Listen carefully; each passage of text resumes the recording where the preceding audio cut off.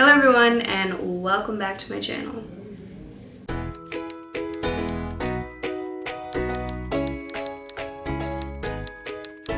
So I know everyone is kind of in a state of limbo right now, whether that be with your job, your kids' daily routine, just the overall structure of what your household looks like right now. I've seen a lot of social media posts about parents saying they don't know how to homeschool their kids, it's chaos in the house, and they don't know what to do at the moment. And it's a scary time. It's a scary time for everyone, and no one really knows what to do. It's new to all of us. We kind of have to navigate these novel territories as a unit because it's all we can do at the moment. So yeah, I just wanted to make this video today just to share what kind of things you can be doing around the house just to help make this process a little bit easier, especially because we don't know how long this is going to last.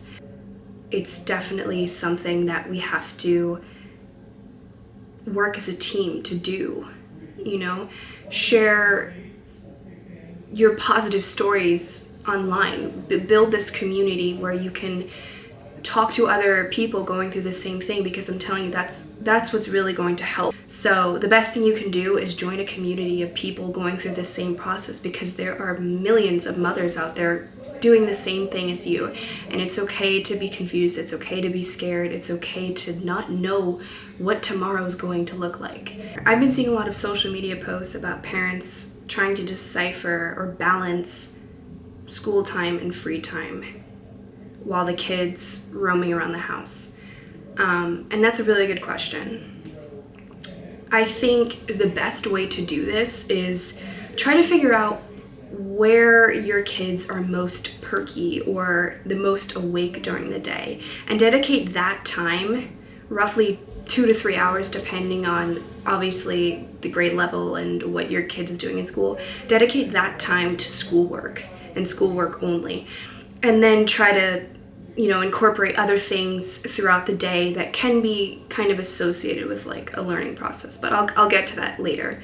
And this process is going to be hard for young children especially. It's hard for a child to maintain focus for more than 20 minutes. I mean, I don't even know how teachers do it in school, but I guess it's mostly because kids have a strict routine. They rely on that routine to keep them going throughout the day. So they wake up, breakfast, off to school.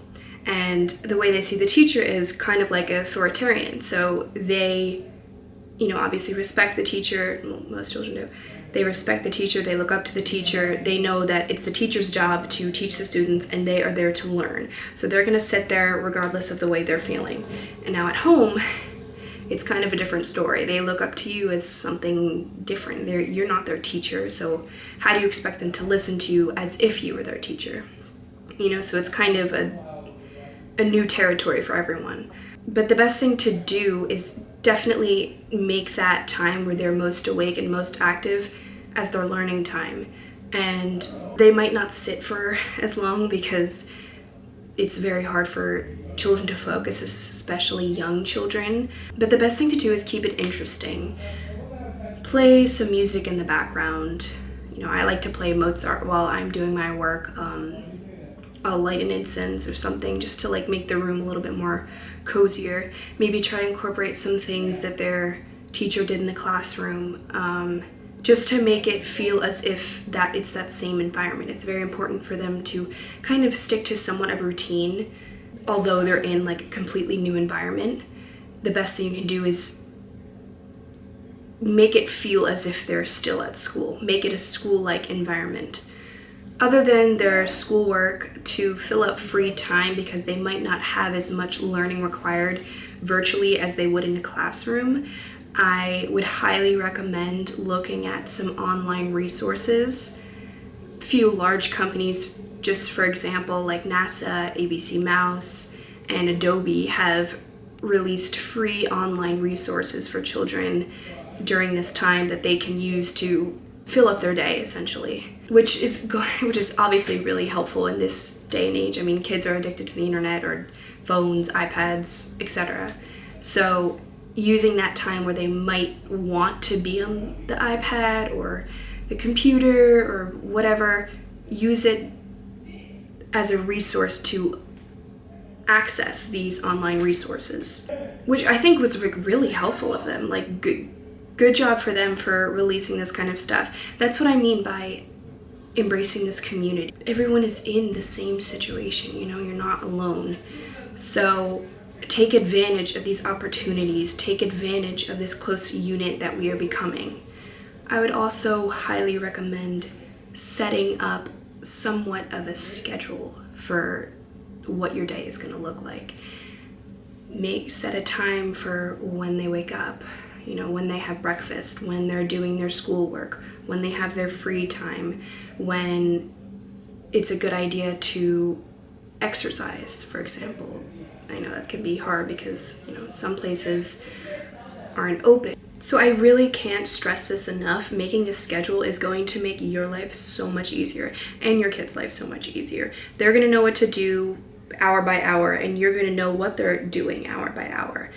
I can see how many parents are getting overwhelmed at the fact that, you know, you feel like your child may not be getting the best education. But in fact, I've been reading a little bit up on homeschooling in general, and I've found that kids who get homeschooled actually score higher on any kind of standardized test. So regardless of what their parents' education level was. So it really doesn't matter the education that you've received, as long as you're doing enough. Trust me, this will not affect their education at all. If anything, they might see a growth in it. You know, think about how much attention they're going to be getting at a school where their classroom size is roughly 25. And there's one teacher teaching all of those students. And compare that to what you have now. So it's you helping a single child, or multiple if you have multiple children. And again, their grade levels are obviously going to vary. So depending on where your child's at, they might be a little bit more independent schooling wise. There are plenty of things you could do around the house and incorporate throughout the day to make this learning process a little bit more interesting for them. But it requires you to think out of the box. But some examples, board games, let's say. Monopoly teaches you math, counting the cash. Baking teaches you fractions, measuring out cups and half cups and fourths cup. Kitchen chemistry, one of my favorite things to do. It can be fun, exciting, and they're going to be learning in the process. These are things that they don't get at school that you can be teaching them now.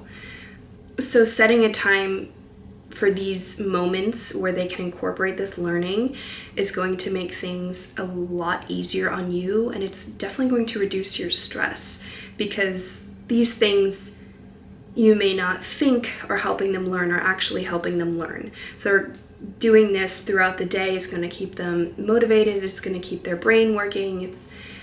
Trust me, they won't see a drawback in this time, at least affecting their education. Lastly, I wanted to just say that this time, although it may be confusing and overwhelming and chaotic, but focus on the positive things that it will bring us. I know that's hard to do right now because it's all started and, you know, things are getting increasingly scarier by the day. But take this time to reconnect with your child. Take the time to slow down and enjoy every minute of every day. Use these moments where you don't see your kid that often and incorporate activities where you can work together and they can work together with their siblings, let's say, and you go outside, ride a bike, stay indoors and paint, read a book to them, have them pick up a new hobby that they never knew that they loved, play chess, pick up a new instrument, something that's going to help them stay motivated and want them to keep learning. But enjoy the time that you have with them. I know people keep looking at the negative impacts, but no one's looking at the positive things that this can bring us. Take the time to focus on yourself. Take the time to focus on your kids, your family, and don't put too much pressure on yourself. Everyone is feeling a similar way to you. So keep that in the back of your mind and don't let your stress affect what's going on in the house every day. Don't let it affect the way you're speaking to your children or the way you're homeschooling them now. Just take it day by day. I know it's a difficult time, but use it wisely. Use it to your advantage. But with that being said, I'll just conclude today's video here, and I hope you guys get something out of this. I hope you guys take these opportunities, take advantage of the time that you can spend with your kids and do new activities with them, help them learn, watch them grow, and take every day, day by day. So